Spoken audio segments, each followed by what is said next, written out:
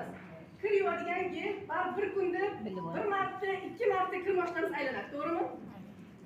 Busiz iloji yo'q. Ayniqsa yosh bolali xonadonda tezroq aylanadi.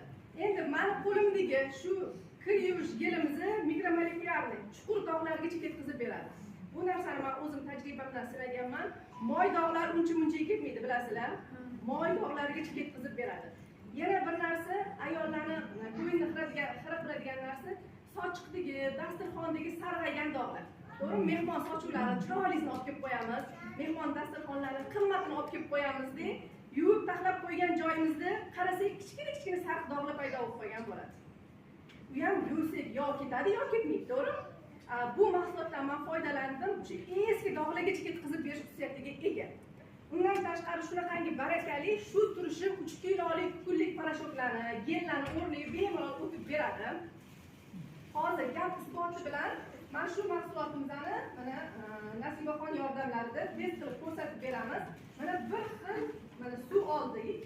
Bu oddiy suv va shu suvni ifloslantiramiz. Yod yordamida bu suvni ifloslantirib oldik va bu suvni teng ikkiga bo'linadi. Masalan, ko'pchilik aytishi mumkin, ekoproduksiya da'vosiz, yaxshi yuvarligi, tozalarmi qoladi. Yaxshi qimmatini olamiz, bo'lmasam bozorlardan eng zo'rini olib kelishga harakat qilamiz. Endi hozir bu eko da'vatlar kimikal tozalolmagan, bu tozalay olarmikan degan savol bo'lishi mumkin. Shu narsa bo'lmasligi uchun mana ko'zingizdan oldin test qilib ko'rsatib beramiz. Mana ikkiga bo'lib olindi. Bir xil massada suv.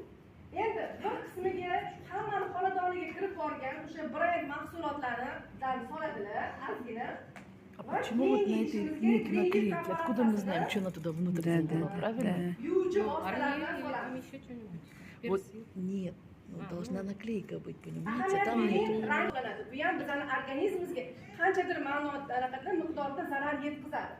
Bizani тоже неправильно. prozrachniy ahamiyat bering va juda ham quyuq ko'rinishda bo'ladi.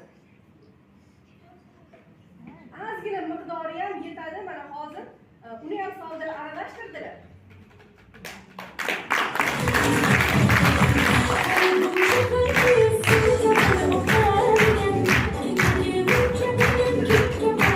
Endi yana bitta narsasi, hozir kirimizni aylantiramiz, ya'ni barabar aylangandek his qilib suvimizni chayqatamiz.